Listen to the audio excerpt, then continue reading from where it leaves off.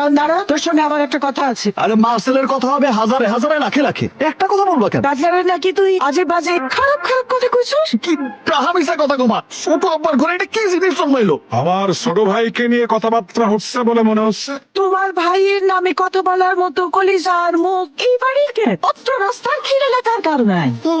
ঠিক ভাইয়ের নামে যদি কিছু বলতে হয় আমি বলবো আমার ভাই, এই অঞ্চলের কেউ কথা বলবে না, ঠিক কিনা? জেবা আব্বা সারা কেই বা সব শুধু শাও শাও, আমার কোনো চিন্তাই নেই, কাজবার কথা কেউ ভাবে না। এদিকে আয়। কি হইলো এত কঠিন করে ডাকতেছো কি জন্য?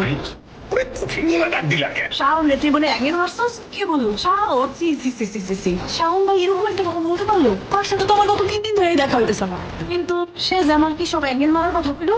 ওরে খোদা রে, বড় আব্বার ঘরে এটা কি রকম গুটিবাজ একটা ছেলে জন্ম হইলো গো আম্মা? এটা পোলা নাকি সোলা? কাজলা, তোমার বড় আব্বা আমার বড় ভাই, আমার পীর, আমার ইমাম, তারে নিয়ে তোমার অসম্মানজনক কথা কইবা না। তুমি দোষাদোষী তোমার আর শাওনের, তার মধ্যে ইমামের টানবা না। ও মা, তুমি তো এখন কঠিনাতিতা গলায় কথা বলতেছো। ইমামের সম্বন্ধে কোনো অসম্মান শুনলে এমনিতেই আমার গলা টনটনা হয়ে আছে।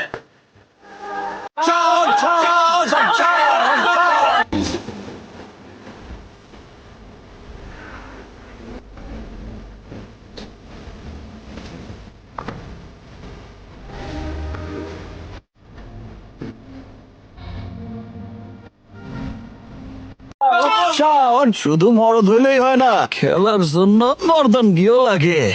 তালুকদার বাড়ির মাইয়া হইয়া হাইরা যাইবো, ব্যাপারটা আমার একদম পছন্দ না। ওই টাকাগুলো এমনি এমনি দিয়া দে।